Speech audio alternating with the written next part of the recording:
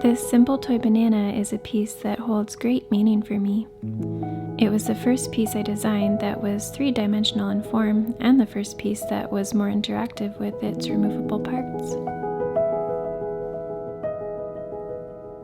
To say the very least, it was a challenge to create, yet one that expanded my depths as a designer, which I am grateful for. If you're following along, I'm so happy that you're here, and I'm delighted to share this tutorial with you today.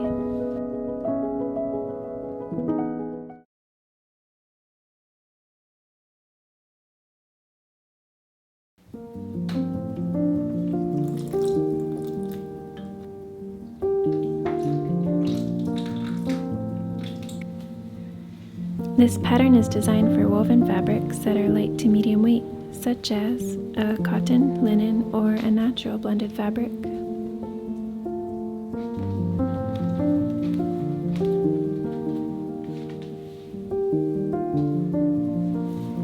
For this tutorial, I am using lightweight linen fabrics from my scrap basket, which I have previously hand-dyed with plants here in my studio.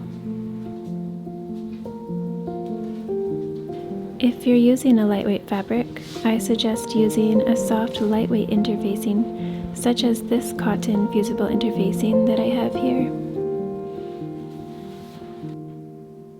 For stuffing toys, I find an organic cotton or wool stuffing to work best. It packs really well, creating a nice firm toy, and, not to mention, is safer for our children and our planet than, let's say, a synthetic stuffing like polyester. Other tools you may need are a fabric scissors,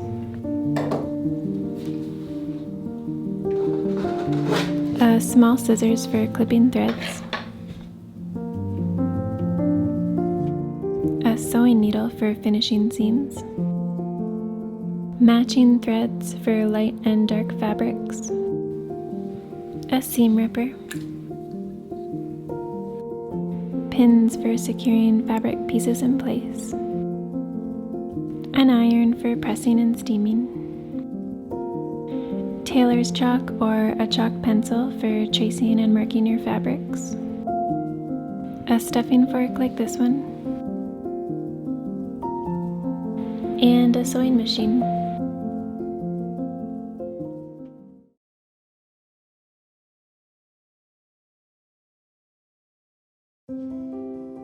To verify that you have printed your pattern to the correct size, be sure to measure the 1.5 by 1.5 inch test square, which is located at the top of your pattern page. Cut your pattern out using the solid cutting lines outlining each of the pattern pieces.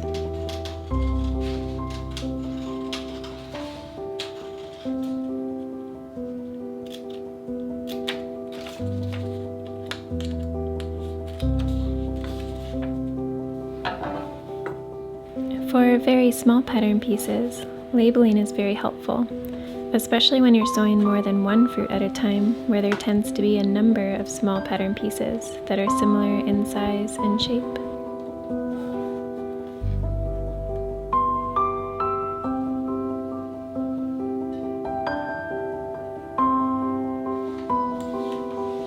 To prepare your fabrics, it's a good idea to pre-shrink before tracing and cutting. For general guidelines on preparing natural fabrics, you may refer to our interactive PDF booklet, which is included with the purchase of this pattern.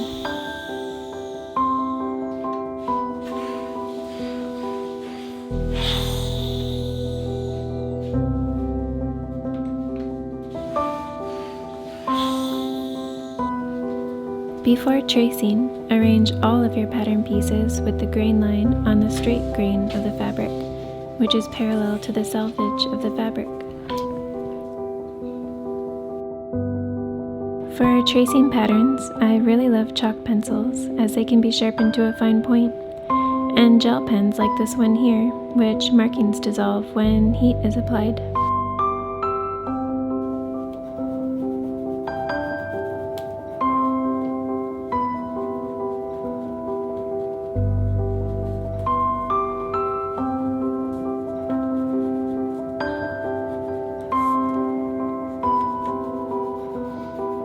pieces labeled Place on Fold, you have the option of placing the piece on the fold of your fabric and tracing, or you can flip the piece to trace the other side, which I find is easier when working with linen fabric as it tends to shift a lot.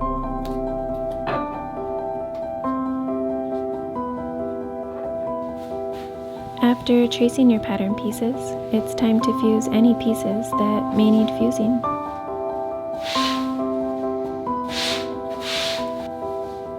For this pattern, I've decided to fuse the banana form only, as I would like this part of the banana to have more body and structure than the peel of the banana.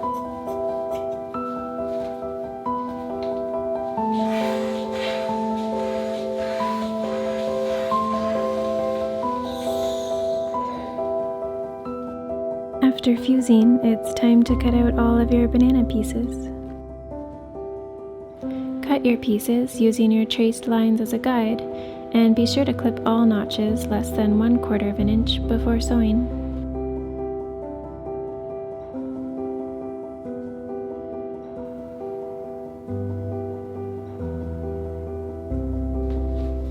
Drill marks for sewing the peel of the banana are important to follow, as they help you match tough intersecting seams and prevent any gaps in your finished product. For marking drill marks, create a small hole where the drill mark is located using either a pin or a seam ripper. Now flip your peel pieces so that the wrong sides of the fabric are facing up. Place your pattern on top and using your chalk, transfer any drill marks onto the fabric.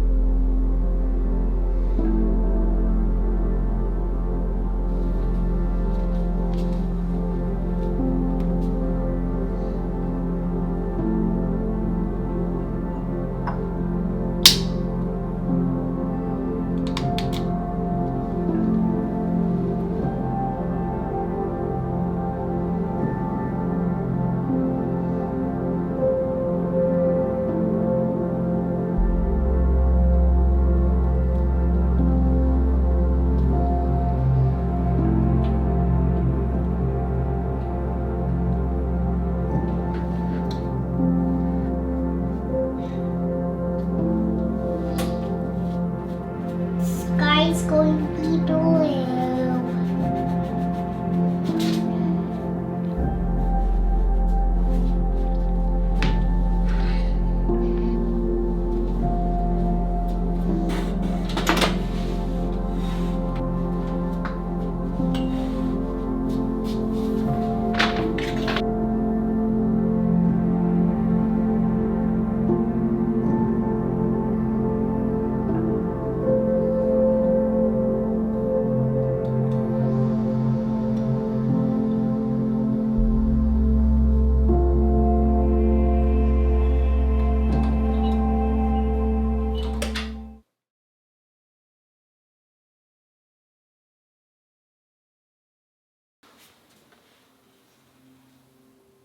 With right sides together, fold the top stem in half along the fold line and stitch along the top and side edges at 1/4 inch seam allowance. For this pattern, all seam allowances are 1/4 of an inch unless otherwise stated.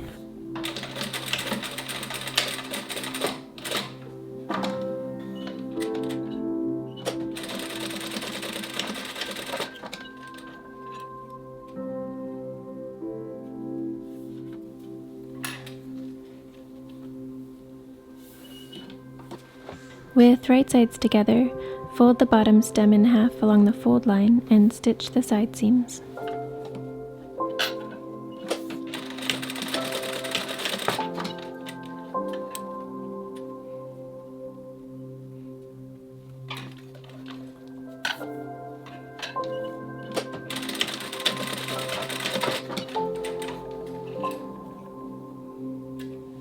Trim approximately 1/8 of an inch seam allowance from each stem piece. This step makes it easier to turn very small pieces right side out.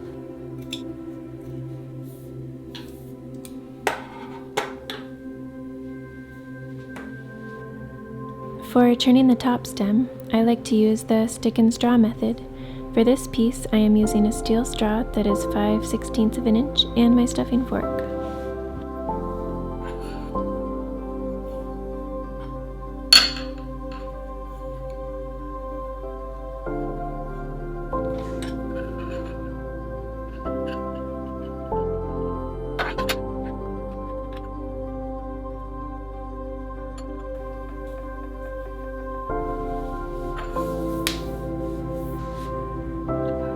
As for the bottom stem, I will simply turn this piece by hand while using my stuffing fork to gently poke out the corners.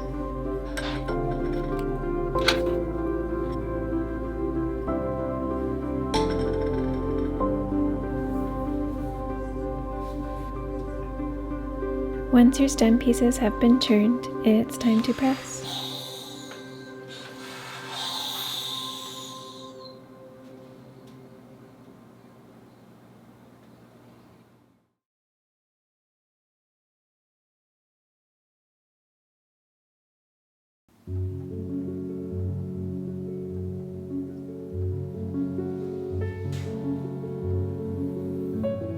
With right sides together, stitch the inner side peel edge to the center peel edge, beginning at the drill mark down to the bottom of the peels.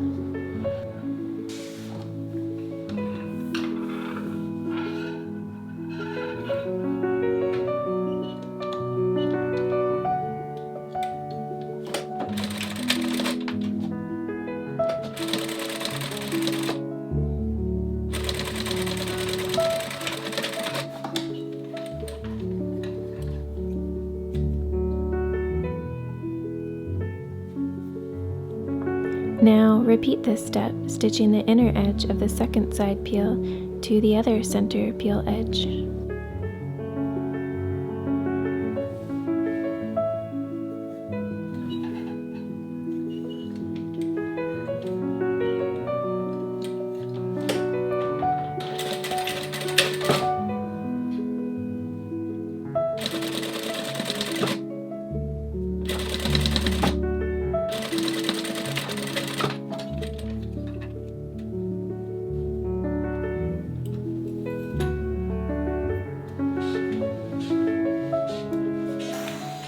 Press your seams open and flat.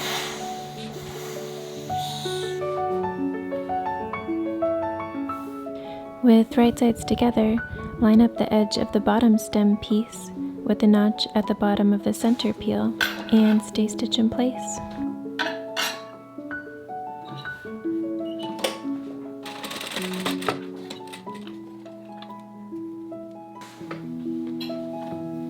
Place your outer edges of the side peel together with right sides together, sandwiching the bottom stem in between.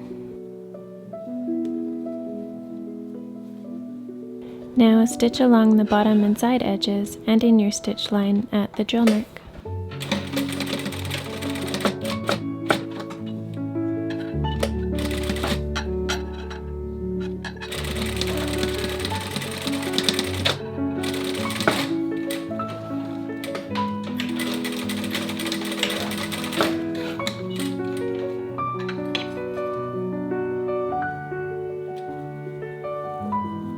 Finger press the seam open and flat.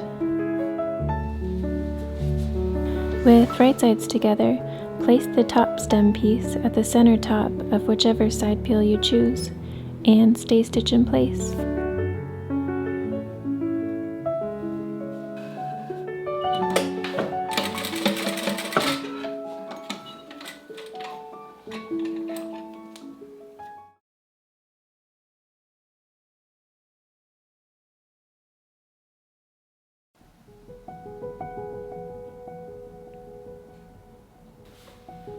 For the peel lining, stitch the two side peel pieces and the center peel lining piece together, following the previous steps outlined for the outer peel, while of course leaving out the stem pieces.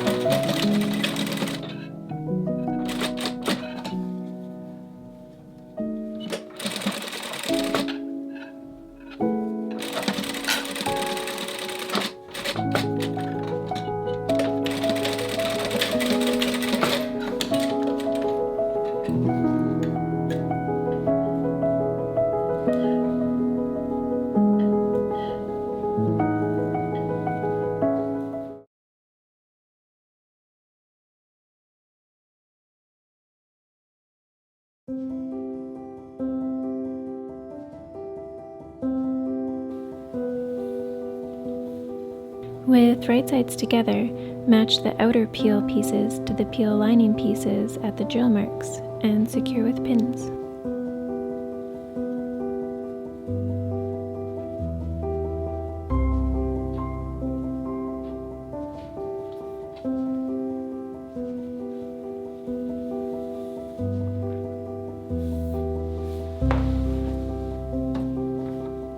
Stitch along the edges of the peels from drill mark to drill mark, making sure to leave a gap on the center peel for turning the peel right side out.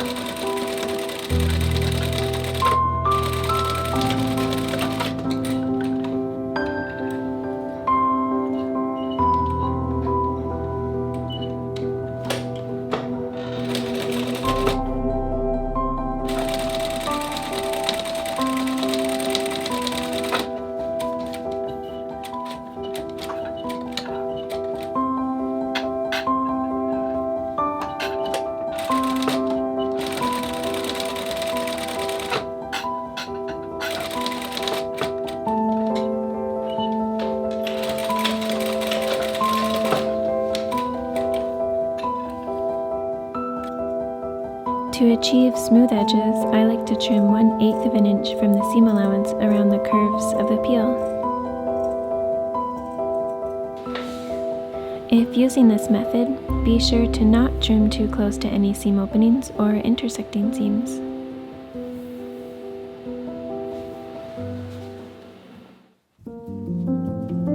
Now it is time to turn your peel right side out. Be gentle and patient with this process, as you do not want to stretch out the seam opening.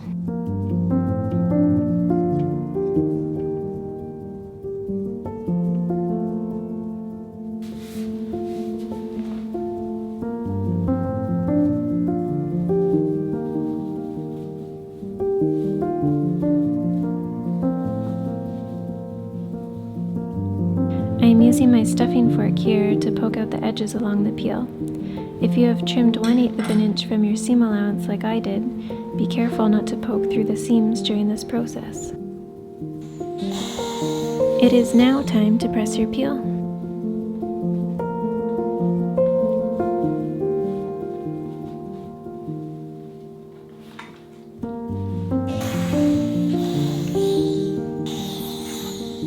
For crisp, curved edges, I find finger pressing to be very helpful before pressing with an iron.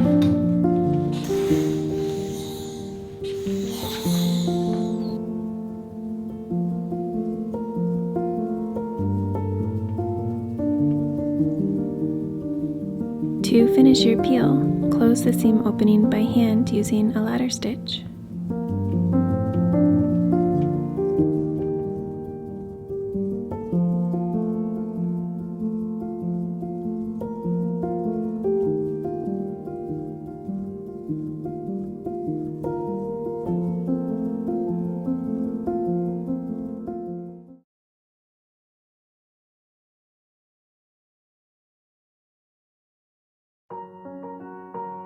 Now it is time to sew the banana. With right sides together, place the banana piece on top of the other banana piece, making sure to align the notches, and stitch around the edge of the banana beginning at one notch and ending at the other.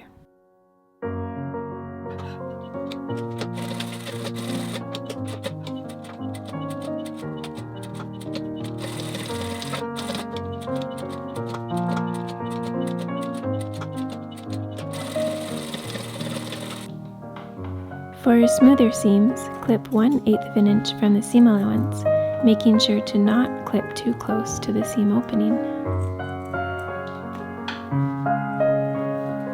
Now gently turn your banana right side out.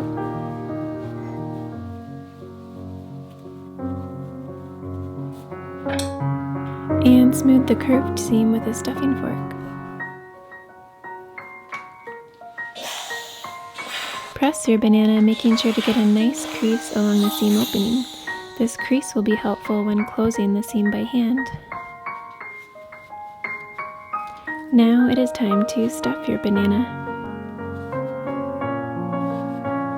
There is an art form to stuffing that takes time to master and, well, time to teach. I'll have to save what I've learned about stuffing for another video.